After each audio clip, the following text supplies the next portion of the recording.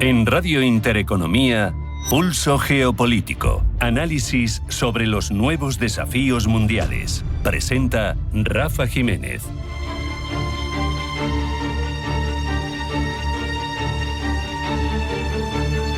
Bienvenidos a Pulso Geopolítico. La madre de todos los acuerdos, como se está vendiendo desde Bruselas, es mucho más que un intercambio de cromos arancelarios sobre piezas de automóviles, maquinaria o productos químicos. Es el síntoma más claro de una herida autoinfligida en torno a la hegemonía de Washington. Más allá de conectar a dos gigantes que suman cerca de 2.000 millones de consumidores y que representan una cuarta parte del PIB de todo el mundo, lo relevante es el momento y la razón de su firma. Tras casi 2 décadas de negociaciones infructuosas que parecían abocadas al fracaso, el acuerdo se ha cerrado con celeridad y la razón es que el mundo ya no es el que era. Las reglas del juego que Estados Unidos escribió tras la Segunda Guerra Mundial están siendo borradas, paradójicamente, por el inquilino de la Casa Blanca. No se puede entender la foto de hoy entre la presidenta de la Comisión, Ursula von der Leyen, y el primer ministro Narendra Modi sin mirar hacia el despacho oval. La administración estadounidense, bajo una doctrina de hostilidad comercial, aranceles de castigo y visión transaccional de las relaciones internacionales, ha forzado a tradicionales aliados a una disyuntiva existencial. Ha impuesto gravámenes de hasta el 25% a India por su negativa a dejar de comprar el petróleo ruso. ¿Qué buscaba Washington con ello? Sumisión a través de una coerción económica. ¿Pero qué ha obtenido? Pues una fuga hacia adelante. Estados Unidos, ahora a través de su secretario del Tesoro, se queja de que el acuerdo con la Unión Europea quita fuerza a sus medidas coercitivas. ¿Pero qué pensaba? ¿Que Narendra Modi se iba a quedar de brazos cruzados ante su hostilidad? Scott Bessent, de hecho, con un punto cínico, asegura que Europa lo que está haciendo al firmar este acuerdo es financiar una guerra contra sí misma. Pero Estados Unidos al final se niega a reconocer que son sus acciones de proteccionismo agresivo, de desprecio a los marcos multilaterales y de boicot a una globalización sobre la que ella misma construyó la Pax Americana, las que están empujando a socios tradicionales como Bruselas a buscar otros brazos en los que echarse. Estamos ante una paradoja geoestratégica. América primero nacía con la promesa de frenar la decadencia del poder estadounidense en el mundo, de restaurar su preeminencia económica global, pero está justo logrando todo lo contrario. Está acelerando la formación de bloques que prescinden de la tutela del dólar, de la preeminencia estadounidense y sobre todo de su supervisión geopolítica. Al final, el acuerdo entre la Unión Europea y la India es en realidad un mecanismo de defensa colectiva contra la volatilidad de un hegemón, Estados Unidos, que ha dejado de ser referente de estabilidad y se ha convertido justo en lo contrario, en una fuente de incertidumbres.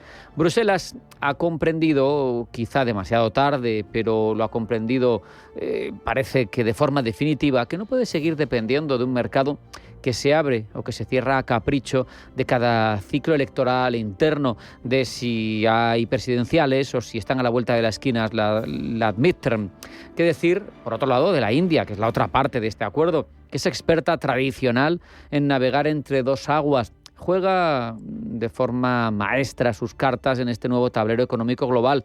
Por un lado, y ante Occidente, ante la parte de Europa occidental con la que ahora acuerda este importante tratado, se presenta como la alternativa industrial a China en un contexto de desacoplamiento parcial entre Occidente y Pekín ante el riesgo de que la economía de Europa occidental se vea inundada por una relación asimétrica con esa potencia fabril y comercial que presenta China. Pero eso sí, lo hace bajo sus propios términos, lo hace sin renunciar a su soberanía, ni tampoco a sus vínculos estratégicos con otros actores, incluyendo Rusia. Bruselas no se lo ha pedido, pero es que si se lo hubiera pedido, Modi se habría negado. Sabe Modi también, India, que Europa necesita talento, profesionales cualificados que tienen ahora mismo un destino, una meta clara en un continente avejentado con escasez de mano de obra de calidad. Sabe que el mercado con una clase media, en este caso el mercado indio, lo sabe Europa, que con una clase media que crece a velocidad de vértigo y una demanda cada vez más sofisticada, es un botín que Bruselas anhela. Como Narendra Modi no es ajeno a esta realidad, puede utilizar ese deseo de llegar a ese mercado potencial como una puerta de acceso ante un continente que en otras circunstancias se mostró mucho menos receptivo a sus demandas, que quiere compensar su propio estancamiento demográfico y económico. Se han reducido aranceles en sectores clave como el automovilístico, pero eso es apenas rascar la superficie de una integración mucho más profunda que busca una relación previsible a largo plazo, que es justo lo que ahora mismo no se tiene con Washington. De tal manera que con este acuerdo vemos señales de fin de la hegemonía unipolar que nacía con la caída de la Unión Soviética a comienzos de los años 90 del siglo XX. La era de la excepcionalidad estadounidense, la era del destino manifiesto, la era del gendarme global que dicta quién puede y quién no puede comerciar y con quién, parece que está llegando a su fin. De tal manera que, aunque le pese a algunos, la globalización no está muriendo, como muchos vaticinan. Lo que está haciendo es reconfigurarse hacia ejes que precisamente no pasan por el Atlántico Norte, no pasan por la costa este de Estados Unidos. La verdadera tragedia para la Pax Americana no es que sus rivales crezcan o que sus enemigos desafíen sus fronteras, es que sus aliados estratégicos tradicionales están aprendiendo a caminar solos y a buscar seguridad fuera de sus órbitas. La madre de todos los acuerdos, al final, lo que hace es enviar un mensaje clave al mundo. El sistema global puede y debe seguir funcionando, sobre todo sin contar con la validación constante de una potencia que ha decidido jugar a la contra. El centro de gravedad, es cierto, se ha desplazado, el eje atraviesa ahora el Pacífico, pero no tiene necesariamente que pasar por la costa oeste de Estados Unidos. Hay otros actores, lo vemos cuando Europa y la India prefieren seguridad jurídica, volumen y autonomía estratégica antes que sumisión frente a un aliado que lamentablemente se ha vuelto impredecible y hostil. Vamos a hacer un alto en el camino. A la vuelta, información geopolítica que elabora Blanca del Tronco. No se marchen porque sigue Pulso Geopolítico.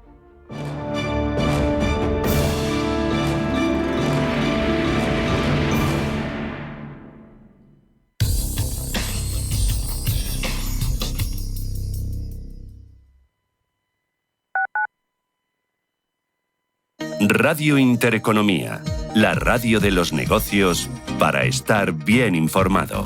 Eres lo que escuchas. Somos aquello que siempre quisiste ser. Creamos aquello que siempre quisiste tener. Las reglas del juego han cambiado. Somos traders. Operamos. Black Bear Broker. El broker de los traders. Los domingos a las 10 de la noche tienes una cita con El Club de los Negocios Raros. Un magazín dedicado al mundo de los libros. Actualidad, entrevistas, literatura y poesía tienen cabida en este espacio cultural de Radio Intereconomía.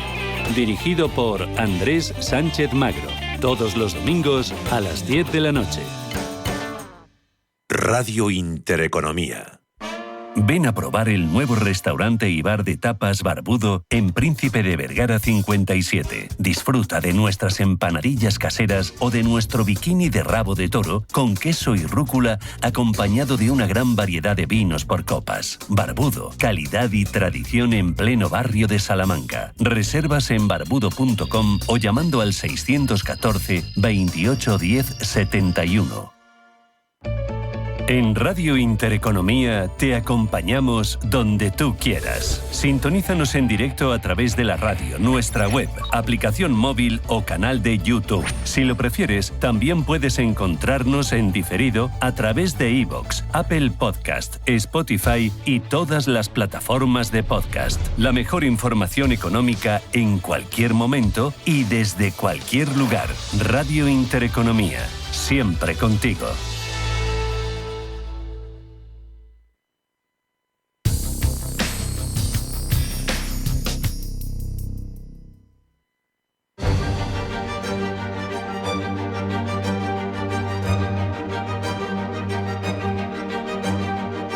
En Radio Intereconomía, Pulso Geopolítico. Presenta Rafa Jiménez.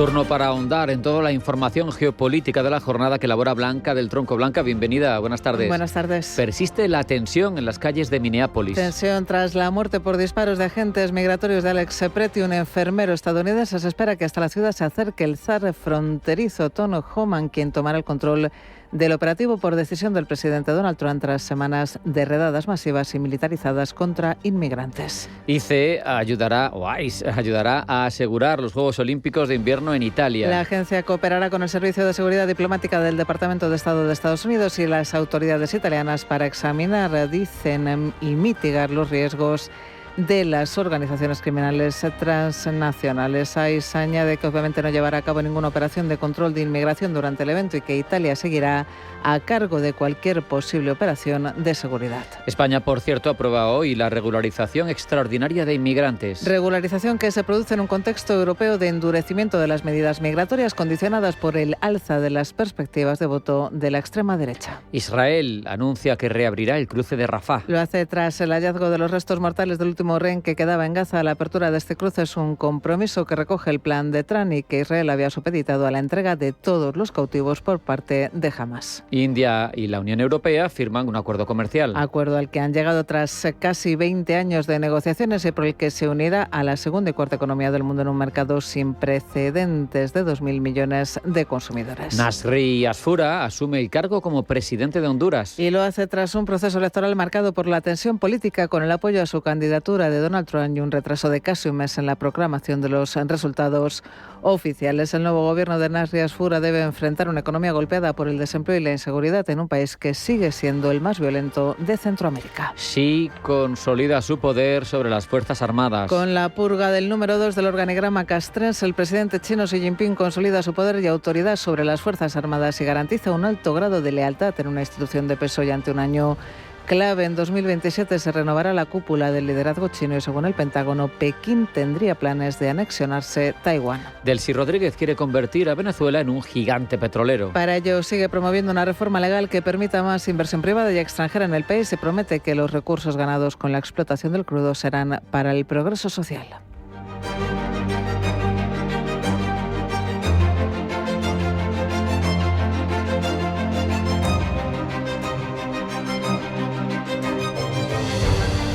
Desarrollamos ya en profundidad todos estos asuntos, Blanca. La Unión Europea e India han firmado la madre de todos los acuerdos, un hombre que parece sacado de la chistera creativa de Donald Trump, pero que no le falta razón de ser. Creará un mercado de casi 2.000 millones de personas y representará una cuarta parte del Producto Interior Bruto mundial. Pablo Llanone. La presidenta de la Comisión Europea, Ursula von der Leyen, ha celebrado junto al primer ministro indio Narendra Modi la firma de un acuerdo que eliminará o reducirá aranceles sobre el 97% de los productos comerciados entre ambas economías.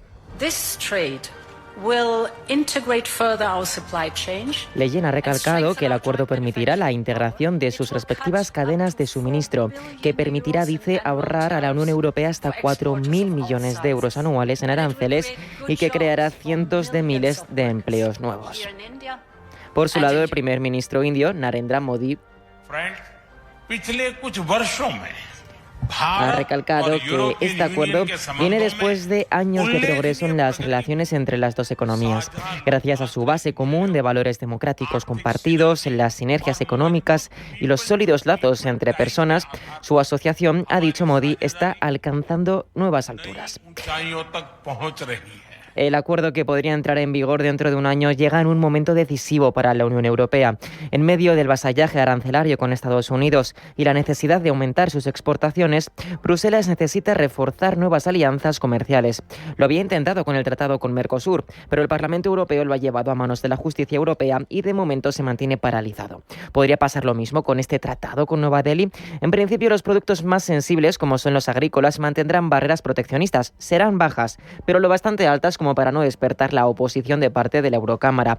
Lo que se percibe en general es que el acuerdo seguramente salga adelante y revolucione el comercio global. José María Viñals es director del Máster en Relaciones Internacionales del IEB. El acuerdo comercial con la India supone casi el 25% del PIB mundial, un mercado total de 2.000 millones de personas y una clarísima alternativa a Estados Unidos, donde bienes como vehículos europeos podrán venderse en la India y otros productos que hasta ahora tienen como Estados Unidos su principal mercado. Los aranceles sobre los automóviles se reducirán del 110% al 40% y posteriormente al 10%. También se dejarán tarifas muy bajas a bebidas alcohólicas, vino y productos alimentarios procesados como el aceite de oliva y el chocolate. Por otro lado, se eliminarán completamente los aranceles a la maquinaria industrial y equipos eléctricos, aeronaves y partes, plásticos y artículos plásticos, productos químicos e instrumentos ópticos y médicos. Mientras, India podrá vender sin aranceles y en suelo europeo productos textiles, joyería, calzado y productos marinos. Tendrán aranceles bajos, por su lado, productos farmacéuticos indios y bienes de ingeniería ligera. Acuerdo entre la Unión Europea y la India que celebran desde el Gobierno porque abren, dicen, desde Economía nuevas oportunidades para la internacionalización de las empresas españolas en un mercado de enorme potencial. En este sentido, el ministerio que dirige Carlos Cuerpo destaca que este acuerdo es un hito de primer orden en la política comercial europea y una señal clara a favor del comercio abierto y basado en reglas. Es una oportunidad, destaca Economía, sobre todo para sectores industriales clave como la maquinaria, productos químicos y automoción. También para el sector agroalimentario europeo con importantes reducciones de aranceles, por ejemplo, para el vino o el aceite de oliva. Y un día más seguimos hablando del ICE y de la situación generada por estos agentes de inmigración en Minneapolis, donde la tensión ha escalado tras el asesinato hace solo unos días de un enfermero de 37 años de edad que protestaba contra ellos. La Casa Blanca quiere ahora tranquilizar la situación y por eso ha anunciado que enviará a la zona al conocido como zar de las fronteras, Tom Homan, un funcionario veterano en políticas migratorias que fue director interino de la ICE y que es responsable de varias operaciones de deportación bajo la primera presidencia de Donald Trump. Tiene fama de aplicar políticas de mano dura en inmigración. Trump quiere que Homan supervise y coordine la presencia federal de la ICE en Minneapolis, actuando con más mano firme y reportando directamente a la Casa Blanca. La idea es mostrar que el gobierno está tomando el control de la situación. Tras esta decisión existe sin duda una intención política. El presidente estadounidense está bajo presión, no solo por el uso de la fuerza federal, sino también por las críticas que le llegan incluso de las filas republicanas. Al enviar al zar de las fronteras a la zona, Trump intenta disminuir tensiones con líderes locales como el alcalde de la ciudad y el gobernador del estado. La pregunta clave ahora es ¿por qué está pasando todo esto en Minneapolis y no en otra ciudad? Rubén Gil. Minneapolis es un símbolo nacional y lo es desde que en 2020 la policía asesinara brutalmente a George Floyd. En ese momento la ciudad se tornó en símbolo de protestas contra la policía. Para Donald Trump, intervenir en Minneapolis, un lugar que la derecha lleva años usando como ejemplo de ciudad fuera de control, tiene un valor simbólico enorme. Minneapolis es una ciudad gobernada por demócratas, con un alcalde demócrata y con un gobernador también demócrata. Tiene además una de las comunidades somalíes más grandes de Estados Unidos, por lo que las operaciones migratorias tienen un gran impacto mediático. Para Donald Trump, esta ciudad funciona además como una especie de laboratorio político, prueba de hasta dónde puede llegar el poder federal y manda un mensaje a otras ciudades semejantes a Minneapolis de que eso les puede pasar a ellas. Pero ¿por qué Trump ha elegido a Minneapolis y no a otras ciudades demócratas? La explicación es muy sencilla. Nueva York es demasiado grande, Los Ángeles demasiado compleja, mientras que en Chicago la violencia crónica diluye el mensaje. La estrategia de Trump en Minneapolis no está exenta, sin embargo, de riesgos. Cuanto más federaliza el conflicto, más protestas se generan en las calles, lo que eleva el riesgo de violencia y con ello la probabilidad de otro incidente grave. Si hubiera otro muerto, recordemos que ya van 2, el relato a Trump se le podría volver en contra muy rápido. Esta estrategia moviliza además a la oposición y presenta problemas legales, ya que las ciudades tienen competencias propias y el uso intensivo de agentes federales puede acabar en los tribunales. Pero a Trump parece que le da igual. A corto plazo suma votos, polariza y le devuelve el control sobre la inmigración, uno de sus mantras de campaña. Tom Homan, como contamos, ha sido el elegido para reemplazar en Minneapolis a Gregory Bovino, el funcionario que estaba encabezando la operación del control de la ICE de la patrulla fronteriza en Minnesota. El hombre que durante meses ha estado capitaneando redadas contra inmigrantes en ciudades como Los Ángeles se ha dado a conocer repentinamente, no solo por los 2 tiroteos que han tenido lugar bajo su autoridad, sino por su excéntrica apariencia que a algunos recuerda a las autoridades nazi de las SS. ¿Quién es Gregory Bovino, Pablo? Marcial y llamativo, así se autodefine el comandante Gregory Bovino. En medio de las operaciones anti-inmigración se dejaba el rostro al descubierto, destacando por encima del resto de enmascarados agentes del ICE y la patrulla fronteriza. Dirigía así, con contundencia y orgullo, a los operativos bajo su cargo, al son del invernal aire de Minnesota, del que se refugiaba en ocasiones con un abrigo verde oliva de corte largo y botones dorados. Esta vestimenta llevó al gobernador de California, Gavin Newsom, a comparar al comandante con un agente de la Alemania nazi. La analogía ha sido secundada por medios alemanes como Der Spiegel y han agravado el rechazo de la sociedad estadounidense hacia Bovino. Ante esta situación, la administración ha actuado rápido enviando a Tom Homan para reemplazarlo. La historia, sin embargo, ya no se podrá borrar y se ha convertido en el relato que detalla cómo el gobierno de Donald Trump, en un intento por acelerar su agenda migratoria, causó la muerte de 2 ciudadanos estadounidenses inocentes. Todo comenzó en un pueblo de California en el año 1970. Gregory Bovino nació como inmigrante de tercera generación en una familia italoamericana. Tenía 11 años cuando su padre, sumido en los efectos de la ebriedad, mató a una mujer tras un accidente de camioneta. Para asumir la indemnización, la familia Bovino tuvo que vender el negocio que les daba de comer. El hartazgo y la precariedad acabó con el matrimonio de los padres de Gregory, quien en medio de estos años convulsos encontró refugio en la película The Border, protagonizada por Jack Nicholson. Este filme se plasmó de tal forma en su retina que, una década después, tras acabar la universidad, se acabó uniendo a la patrulla fronteriza. Comenzó en un punto clave para la vigilancia de la frontera con México. Su ambición y disciplina lo llevaron a ser jefe del sector en zonas como Nueva Orleans y California. En operaciones de esta relevancia fue adquiriendo fama por su estilo combativo y frontal, características que encajaron con el enfoque duro que el Departamento de Seguridad Nacional buscaba para afrontar las nuevas políticas migratorias de Donald Trump. Así pues, tras décadas de redadas y operaciones, en el año 2025, Gregory Bovino, a sus 55 años, alcanzó el cenit de su trayectoria profesional y llevó la patrulla fronteriza lejos de la frontera física. Dado que el ICE no podía asumir las miles de redadas que el gobierno federal le estaba exigiendo, la secretaria de Seguridad Nacional, Kristi Noem, creó un puesto de poder diseñado para Bovino, el comandante general sin posición legal tradicional. Con un cargo no regulado, se convirtió en el jefe de operaciones llevadas a cabo tanto por el ICE como por la patrulla fronteriza, desplegada entonces en grandes ciudades como Los Ángeles, Chicago, Nueva Orleans y, como no, Minneapolis.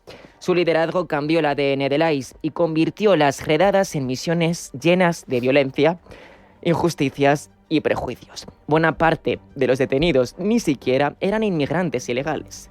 Pero Washington no reprobaba esta forma discrecional de actuar. De hecho, era lo que buscaba.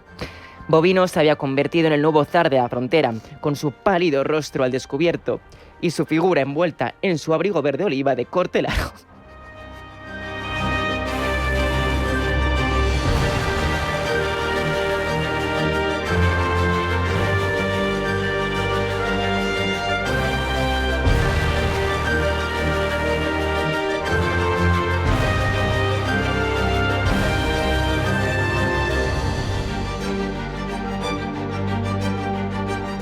Sin embargo, tras meses de una responsabilidad quizá sobrevenida, su enfoque duro se convirtió en el icono de una misión fallida y trágica que ahora la administración Trump quiere borrar de su paso.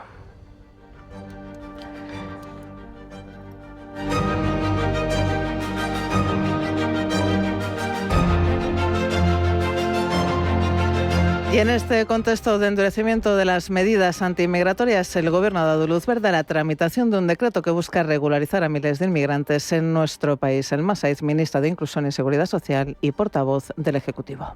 Esta es una medida largamente trabajada, dialogada y necesaria para dar respuesta a una realidad que existe en nuestras calles y que tiene un impacto en nuestra convivencia, en el bienestar y también en la economía. De esta manera, retomamos el espíritu de la iniciativa legislativa popular, que fue respaldada por más de 700.000 firmas y tomada en consideración por una amplísima mayoría del Congreso, pero que ha permanecido bloqueada demasiados meses. Regularización pactada entre PSOE y Podemos que cifra entre 500.000 y 800.000 las personas que se beneficiarán de esta regularización. Yone Belarra, secretaria general de Podemos. Esperamos que entre 500.000 y 800.000 personas que se calcula que están en situación administrativa irregular en nuestro país puedan acceder a esta regularización extraordinaria y, como saben, accederán o podrán acceder a esta regularización personas que estuvieran en España antes del 31 de diciembre del año 2025 y que puedan acreditar por cualquier medio válido en derecho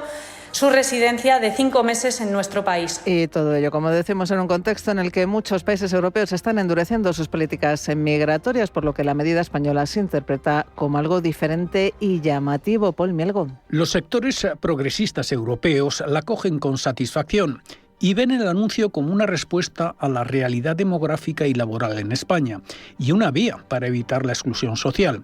Defienden que regularizar a personas que ya contribuyen a la sociedad reduce la precariedad y la explotación y es más humano que mantener a la gente en la irregularidad. Pero no todo han sido alabanzas a la medida. En Europa también ha habido críticas. Algunos políticos conservadores han advertido de que una regularización masiva puede enviar una señal errónea a los migrantes, provocar un efecto llamada hacia España o incluso hacia el espacio Schengen y complicar el control fronterizo europeo. Destacan que mientras Bruselas o estados como Francia y Alemania buscan disuadir la inmigración irregular, España está tomando la dirección contraria. Desde Europa ponen el foco además en el impacto que esta medida tiene más allá de España, ya que una regularización en nuestro país tiene efectos sobre el espacio Schengen. Los residentes legalizados pueden circular por gran parte de la Unión Europea y pueden solicitar reunificación familiar dentro del bloque, por lo que, dicen algunos expertos, medidas como esta deberían ser consensuadas por los 27. En cuanto a la opinión pública, las reacciones son dispares. Algunos hablan de que España da un ejemplo humano, mientras que otros consideran que la medida es una irresponsabilidad.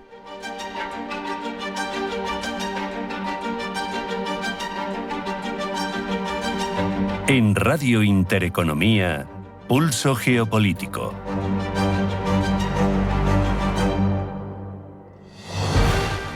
Ahora, con nuestras cabeceras internacionales, ponemos contexto y mostramos cómo la información cambia según el sesgo del medio, del país del que provenga. Lo hacemos con Pablo Llanone. Pablo, bienvenido, buenas tardes. Buenas tardes. La firma del ambicioso acuerdo comercial Unión Europea-India ha llenado de titulares, lo sabemos, el mundo entero. Nadie ve que pase desapercibido que todo esto se ha hecho a la sombra de Trump, en medio de una avalancha arancelaria, probablemente ha sido su acicate.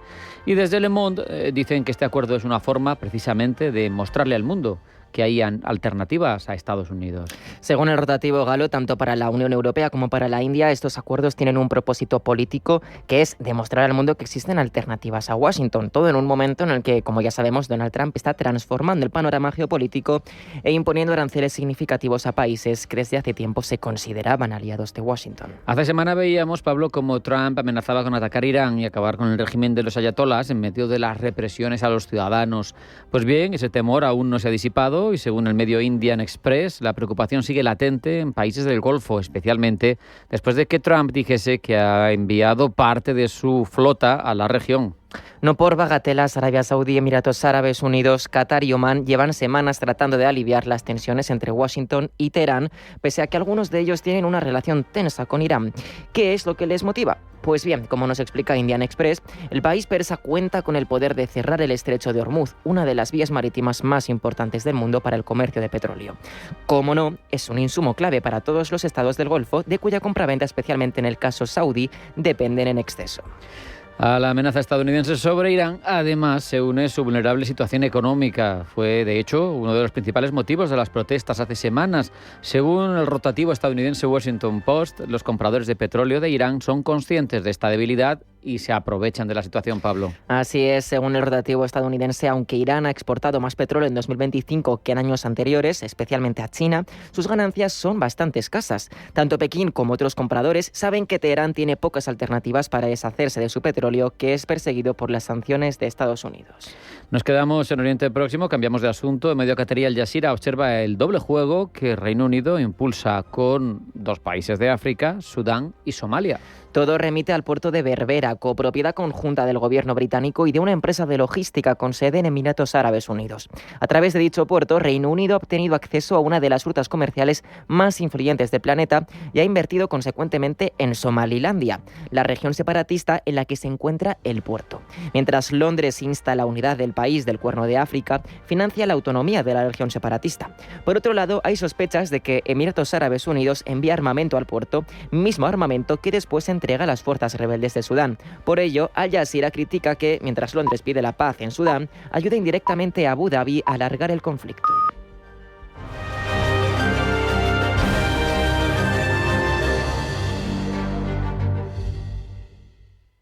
En Finaccess Value queremos ayudarte a conseguir tus objetivos financieros. Finaccess Value, gestión de patrimonios centrados en la prudencia y la gestión del riesgo. Un enfoque global y más de 20 años del grupo Finaccess nos avalan. Más información en finaccessvalue.es y en el 91 737 4114. Finaccess Value, agencia de valores, figura inscrita en CNMV con el número 301.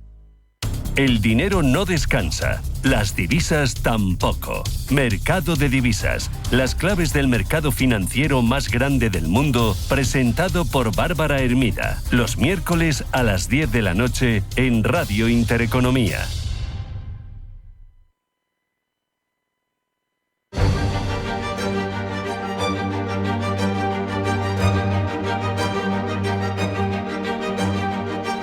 En Radio Intereconomía, Pulso Geopolítico. Presenta Rafa Jiménez.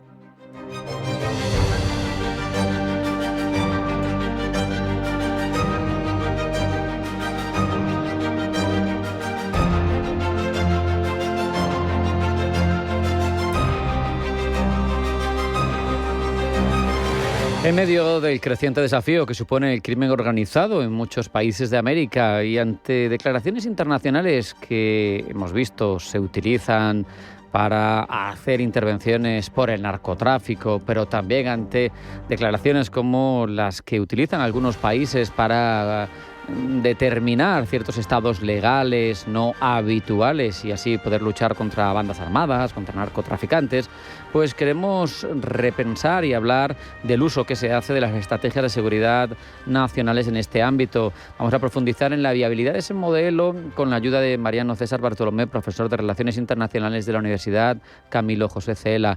Mariano, bienvenido, buenas tardes. ¿Me escuchas bien? Sí, perfectamente, muchas gracias. Mariano, un enfoque de seguridad nacional que sea moderno y dinámico para combatir el crimen organizado en América Latina, ¿es compatible con la democracia y los derechos humanos? Sí, mira, muy buena tu pregunta, es absolutamente compatible. Si nosotros pensamos en la seguridad nacional como concepto en términos de la Guerra Fría, a lo mejor no. Sobre todo en América Latina, que el concepto de seguridad nacional dejó un legado de muchos gobiernos autoritarios, sobre pretexto de luchar contra el comunismo en esos momentos. Pero hoy, en este mundo moderno, el concepto de seguridad nacional es un concepto absolutamente democrático, que tiene que ver no solamente con el marco externo, sino con el marco interno, no solamente con el poder militar, sino con otras herramientas, y que es absolutamente inclusivo y con participación de la sociedad civil. Y de hecho, si tú me permites, agregaría que España, con su estrategia de seguridad nacional, es un cabal ejemplo de lo que te estoy comentando. Uh-huh. Identificas en algún estudio que he leído tuyo 3 factores clave que facilitan el crimen organizado y algunos son muy obvios, ¿no? La corrupción, pero también la impunidad y también la fragilidad de los estados, ¿no? Entonces, claro, desde una óptica de seguridad ciudadana, mía como individuo, ¿no? Pues, ¿cómo veo que deberían abordarse esos factores de forma integrada para que mi país tenga una estrategia nacional de seguridad correcta? Mira, lo que nosotros estamos viendo en América Latina desde hace ya casi medio siglo es que los países invierten muchísimo dinero a un alto costo de vidas humanas también en la lucha contra el narcotráfico, que hoy por hoy es una de las principales amenazas a la seguridad de muchos países del hemisferio americano, y al final del día ahí tienes al narcotráfico, por ejemplo, el tema de la cocaína, con más hectáreas sembradas y más volumen de producción que nunca en la historia. Es decir, que hay algo que se está haciendo mal o de forma incompleta porque no se están logrando los resultados esperados. Entonces, la idea es complementar a los tradicionales enfoques de seguridad pública, de prevenir y de reprimir el delito del narcotráfico con algunas medidas de corte más estructural, que vayan más allá de la coyuntura. Entonces, es en este punto en el cual uno dice, bueno, si hay corrupción, es muy difícil que vos puedas lograr una respuesta adecuada. Si el delito no paga, porque de eso se trata la impunidad, bueno, un lugar donde hay impunidad va a ser un lugar atractivo para que las organizaciones criminales desarrollen sus actividades porque no van a tener miedo de nada. Y si hay debilidad estatal, y esto es algo que no suele ocurrir en Europa, pero sí en el hemisferio americano, bueno, hay muchas actividades que debería desarrollar el Estado que las termina desarrollando al final del día la organización criminal. Y esto, créeme que es así y se ha visto de manera muy clara en tiempos del COVID, donde la provisión de alimentos, de medicamentos, la vigilancia de que se cumplan las cuarentenas, muchas veces corría en algunos sectores populares por cuenta de las organizaciones criminales porque el Estado presente no estaba. Entonces, de alguna manera, con esas actividades que se hacen a costa de la debilidad estatal, las organizaciones criminales fidelizan a cierto sector de la población que termina involucrándose en estas actividades. Mariano, da la sensación de que iniciativas de este tipo, cuando se intentan implementar, terminan dependiendo de la voluntad de las élites en unas sociedades que están muy estratificadas, con mucha diferencia entre la base y las élites. ¿Cómo crees que se puede generar un compromiso genuino, sostenido de esas élites para que se combata el crimen organizado, que al final es un lastre para el desarrollo de esas zonas del mundo? Si partimos, a ver, hagamos un juego, pensemos por un momento, ya que has utilizado el concepto de élite, que a la élite la mueve solamente su propio beneficio. Pensemos por un momento esto, aun cuando no sea necesariamente cierto. Entonces, yo podría argumentar que cierto nivel de seguridad resulta imprescindible para que se desarrolle un clima de negocios atractivo y para que prosperen inversiones de largo aliento. En un lugar donde hay inestabilidad política, donde hay altísimos niveles de inseguridad, donde la violencia es rampante, bueno, es muy raro que vos vayas a captar inversiones extranjeras directas o internas de largo plazo, porque se está moviendo la coyuntura. Entonces, uno podría decirle a estas élites, mire, es en función de su propio beneficio que necesitamos mejorar el clima de seguridad de este lugar. Si no lo quiere ver por el lado de los principios, si no lo quiere ver por el lado de los valores, si a usted un concepto tal como el bien común o el patriotismo le resultan clichés anacrónicos, pues muy bien, véalo desde el punto de vista de su cartera, de su billetera, porque con este contexto difícilmente se puedan llevar adelante con éxito iniciativas económicas de largo aliento. Fíjate, pero a mí me surgen cuestiones, por ejemplo, con países como México. México, que tiene un PIB tremendo, importante, tiene un Estado que intenta luchar contra la situación de desorden, de corrupción, de narcotraficantes, pero no sé cómo calificarlo, pero evidentemente exitoso al 100%, desde luego no es. Entonces dices, y sin embargo su potencia económica es relevante, ¿no? ¿Cómo se consigue sacar de un país como México ese estado paralelo que tú muy bien dibujabas y que tiene tanta potencia? Mira, si yo tuviera la oportunidad de alguna manera formular recomendaciones o hacer algún tipo de sugerencia, no quiero decir asesoría porque suena demasiado presuntuoso, no solamente al gobierno de México, sino a cualquier gobierno latinoamericano, le diría que, y vuelvo al comienzo de esta conversación, vaya más allá de las medidas coyunturales que siempre se toman porque al final del día no da los resultados esperados. Y le propondría que haga una verdadera estrategia nacional de largo aliento que vaya más allá de los calendarios electorales, porque también en América Latina, igual que en Europa en general y en España también, a veces el pulso político se mueve de acuerdo a los calendarios y a las pujas electorales. Hay que tratar de pensar un poquito más allá de los calendarios electorales para hacer estrategias de largo aliento, que no solamente enfaticen, como suele pasar, en la prevención y represión del delito, sino que atiendan a la consolidación del Estado, como decíamos antes, a la ocupación efectiva del territorio por parte del Estado. Porque hay lugares de América Latina que son tan vastos y de difícil acceso geográficamente hablando, donde no hay una presencia efectiva del Estado. Y en la política el vacío no existe, como en la naturaleza. Y ese lugar vacío de Estado, si me permitís la metáfora, puede ser ocupado por alguna organización criminal, que de hecho pasa. Entonces, hay que desarrollar estrategias o hay que desarrollar medidas en el marco de esta estrategia de fortalecimiento del Estado, de presencia efectiva del Estado, de lucha contra la corrupción y lucha contra la impunidad, que no es otra cosa que fortalecimiento del Estado de Derecho, ¿sí? O imperio de la ley.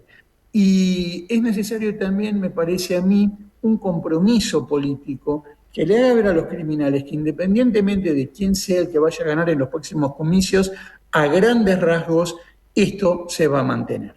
Dos cosas más, o tres si vos me permitís, para agregarle a esta propuesta y hacerla verdaderamente integral. La primera, resulta imprescindible el concurso de la actividad privada. Sobre todo en América Latina, donde yo no sé si tú lo sabes, hay 3 veces más efectivos de seguridad pública privada que de seguridad pública. Qué bárbaro. Entonces, me parece que estos recursos de la seguridad privada no los podemos desaprovechar en América Latina porque pueden ser de gran ayuda. Agregaría el tema del fortalecimiento de la sociedad civil en tareas de prevención y en tareas de recuperación. Es necesario fortalecer estos aspectos para trabajar, digamos, con la recuperación, con el aspecto de resiliencia de la gente que cae en la criminalidad. Y por sobre todas las cosas, y ya terminando, resulta imprescindible la cooperación internacional. Mira, Rafael, es casi un axioma en seguridad que si la amenaza es de naturaleza transnacional, ningún país, ni siquiera Estados Unidos, por sí solo puede obtener los resultados buscados. Y el crimen organizado, en cualquiera de sus variantes, es una amenaza de naturaleza transnacional que trasciende fronteras, entonces resulta imperiosa la cooperación internacional entre diferentes estados involucrados para poder lograr una solución, si se quiere, medianamente cercana a lo que estamos pretendiendo. Te iba a preguntar, Mariano, precisamente, cuando el hegemón se arroga el derecho de intervenir en otros vecinos con razón de la delincuencia organizada, si esto ayuda o resta capacidad de construcción del Estado propio, porque por un lado es una ayuda tecnológica y de medios que tú no tienes, pero por otro te hace siempre dependiente, te hace siempre pequeñito. Bueno, lo que pasa es que cuando tú dices se arroga y decís hegemón, yo pienso en los Estados Unidos y yo no sé si vos estás pensando en Estados Unidos en relación con lo que pasó en Venezuela, que lo podemos tratar sin ningún problema. Más bien con las amenazas de México, de intervenir en México porque no controla sus cárteles.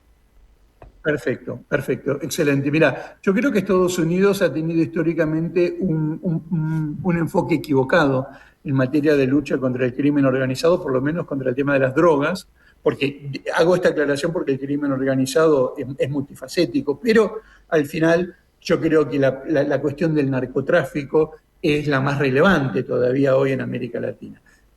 Hablando sobre el narcotráfico como manifestación más relevante, Estados Unidos históricamente tuvo, a mí me parece, un enfoque equivocado, que es verlo como un problema externo. Es decir, ellos dejan de lado que son el principal mercado de consumo, ¿no? Y ponen el problema afuera, es un problema de oferta, no es un problema de demanda. Y bueno, y entonces así nunca lo vas a terminar de resolver. El problema no está solamente en el fentanilo o en la cocaína o en las drogas sintéticas que vienen de otra parte, sino que también hay que trabajar el mercado interno. No es un problema solo de narcotráfico, sino que es un problema de drogadicción. Ahora, Estados Unidos tiene el enfoque que tiene y sí es cierto que cuenta con recursos tecnológicos, económicos, que pueden complementar las falencias o las limitaciones que tienen los gobiernos latinoamericanos. Los gobiernos latinoamericanos están invirtiendo muchísimos recursos, materiales, humanos, económicos, pero en definitiva estamos hablando de una región del mundo que tiene enormes demandas sociales insatisfechas. Cada dinero que yo pongo en la lucha contra el narcotráfico es un dinero que no pongo en educación, en salud, en cloacas o en alumbrado. Entonces, es al final una cifra limitada y Estados Unidos puede complementar esa limitación con sus enormes recursos. El punto está en que se preserve el poder, la capacidad decisoria, la autonomía de los socios, de los países que operan como socios, como partners de los Estados Unidos, no hacía cosa de que Estados Unidos diga, bueno, como yo soy el que pongo los recursos, yo soy el que dicto las normas. Y entonces ahí el mismo concepto de cooperación se vulnera y pasa a ser una suerte de sometimiento o una suerte de obediencia. ¿Es algo que puede pasar? Sí, es algo que de hecho yo creo que pasa. Entonces siempre que se trabaja en estas cuestiones hay que tratar de mantener y hay que tratar de preservar las capacidades decisorias de los gobiernos, sobre todo, y ahí vamos al caso de México, cuando corre el riesgo de afectarse la soberanía o la integridad territorial del país. Con eso nos vamos a quedar, nos hemos quedado sin tiempo, es un tema apasionante que tiene muchísimas aristas y muchas se nos quedan fuera, pero ha sido bastante ilustrativo. Mariano César Bartolomé, profesor de Relaciones Internacionales de la Universidad Camilo José Cela. Un placer hablar contigo, un abrazo, hasta la próxima. Gracias, Rafa, un abrazo.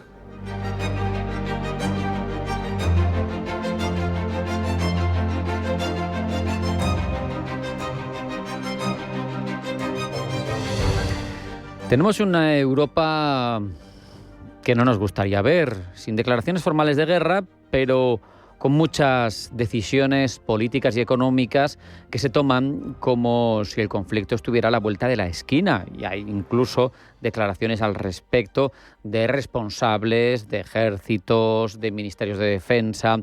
Y así, pues defensa, energía, industria, tecnología se leen ahora mismo en clave de seguridad, de poder, de planes milmillonarios. Nos preguntamos, ¿estamos entrando en una economía de guerra sin haberlo asumido? Queremos poner contexto histórico, analizar si el momento actual recuerda o no a las vísperas de las grandes guerras lamentables del siglo XX en continente europeo, y por eso hablamos con José Manuel Corrales, profesor de Economía y Relaciones Internacionales de la Universidad Europea. José Manuel, bienvenido, buenas tardes. Buenas tardes, ¿qué tal? José Manuel, si yo hablo de economía de guerra, en realidad, ¿de qué hablo? ¿Es analíticamente una categoría válida para describir el momento actual o quizá no es aplicable?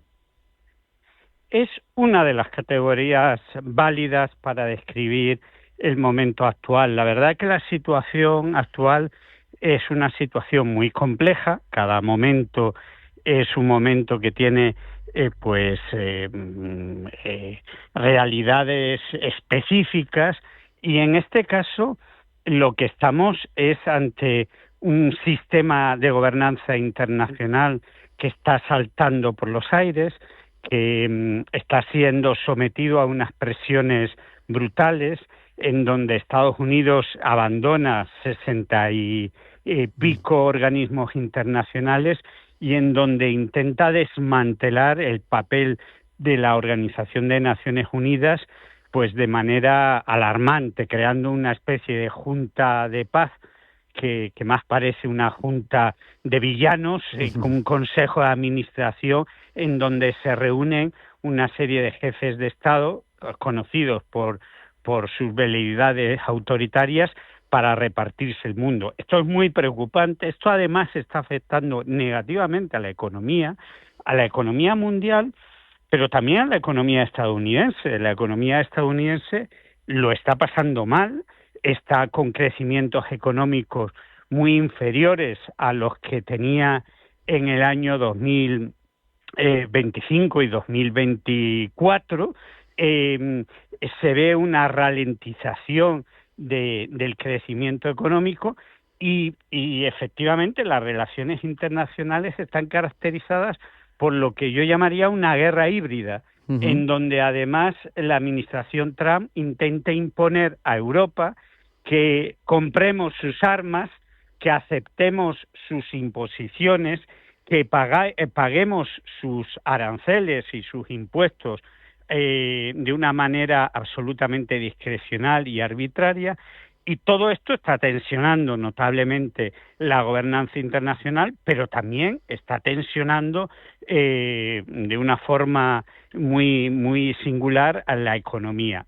Y esto efectivamente pues va a tener consecuencias en el medio y largo plazo. Hoy tenemos un dato muy positivo en España, ¿no? Un dato concreto, que es que por primera vez en 18 años hemos bajado del 10% de tasa de paro. Pero ojo, España es una de las economías que más está creciendo, con muchos problemas, luego, pero ante una coyuntura internacional, una economía que depende del sector servicios, también va a ser muy afectada y también va a ser muy limitada a sus posibilidades de crecimiento. José Manuel, no sé si se puede hacer el ejercicio de retrotraernos a los momentos previos a la Guerra Mundial y establecer algún tipo de indicador económico o político que se activara antes del estallido del conflicto y que hoy podamos reconocer o no en el contexto actual. Entonces hubo una militarización de la economía progresiva que se asumió como inevitable. Yo no sé si esto que estamos haciendo ahora, este Rearm Europe, nos lleva como una suerte de profecía autocumplida hacia el mismo desenlace. Sí, una militarización de la economía y una pérdida progresiva de derechos civiles y de derechos políticos, un debilitamiento del sistema democrático. Ojo que lo que está pasando en Estados Unidos es un tema alarmante. El auge de la derecha radical populista, que además viene por las urnas y que no podemos cuestionar porque los resultados electorales son los que son y no es bueno que se intente desnaturalizar esos resultados electorales con asaltos al Capitolio, como se hicieron en el 2020, pero ese auge de la derecha radical populista, lo que vemos, además del debilitamiento del sistema de gobernanza internacional que comentaba antes y del derecho internacional y del sistema de reglas, tiene un agravante, que es que se está debilitando el Estado de Derecho. Se está debilitando y mucho el Estado de Derecho en sistemas democráticos como Estados Unidos, en donde se ven prácticas neofascistas. Es decir, cuando vemos a unos encapuchados pegar un tiro en la nuca a un ciudadano porque está protestando contra la política de inmigración, todo el mundo se retrotrae a lo que vimos con la Gestapo y con los camisas pardas en los años 30 en Alemania.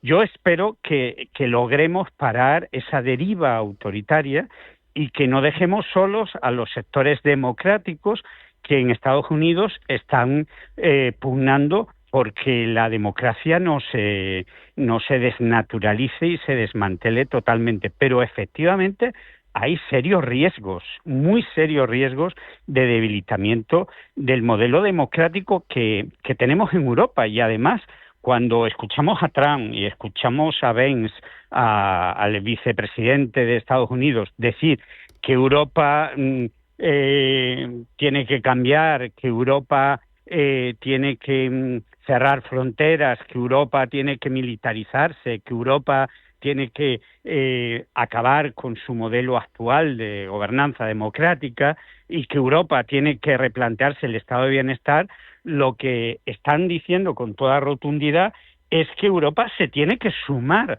a esa deriva autoritaria.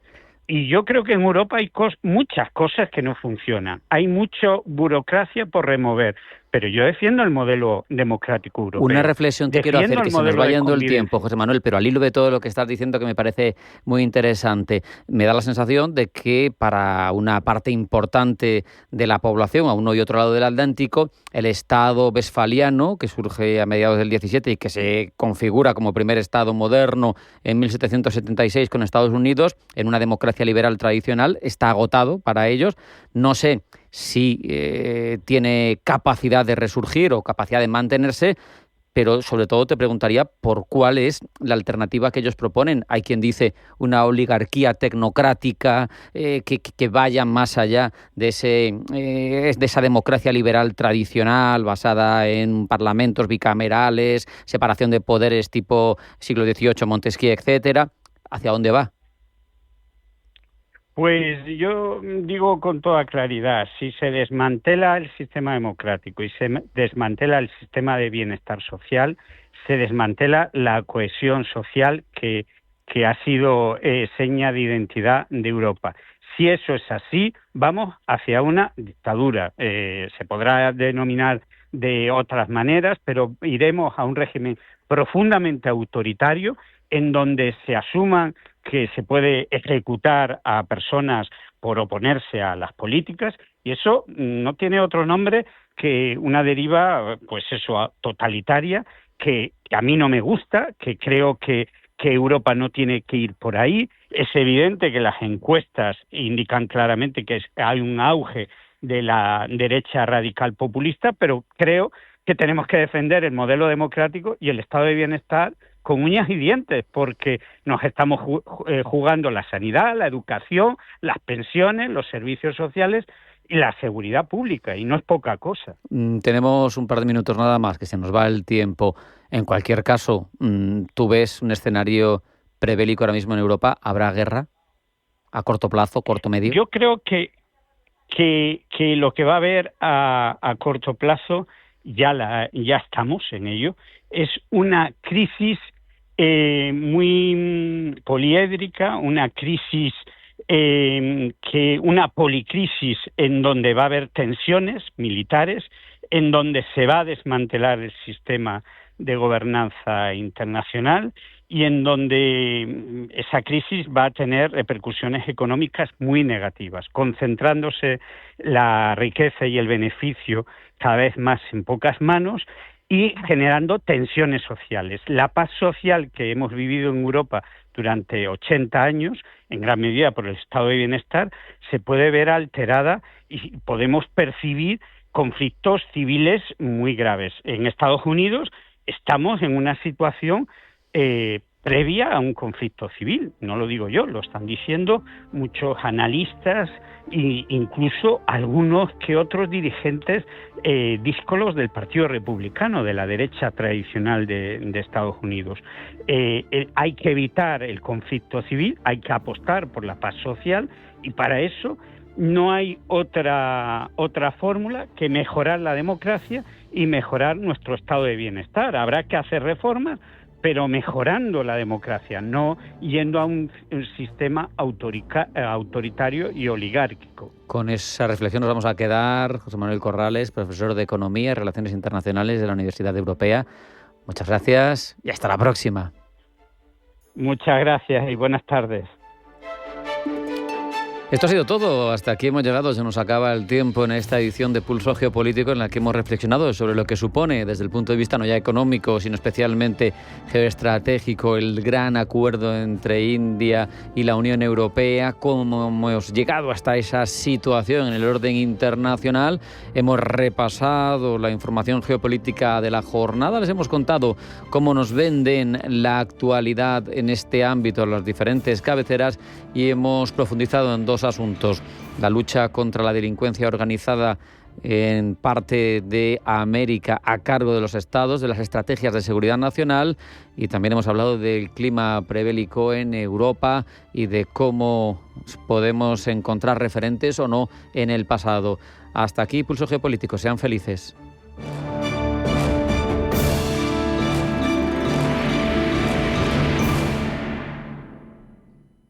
Dormir bien lo cambia todo. El descanso, el ánimo, la forma en la que afrontas el día. M5 de Sol Naturaleza es un complemento natural a base de plantas, triptófano y melatonina, pensado para ayudarte a mejorar la calidad del sueño y la estabilidad emocional. Una sola cápsula al día para respetar tu ritmo natural. Sol Naturaleza. Personas cuidando personas. Más información en solnaturaleza.es o llamando al 91 31 31 409. Las noches de lunes a jueves en Radio Intereconomía te convocamos a Disidencia Deportiva, un programa diferente, independiente, apasionante, disidente y deportivo. Disidencia Deportiva, de lunes a jueves a las 11 de la noche, tu tertulia de deportes en Radio Intereconomía. Radio Intereconomía, la radio de los negocios.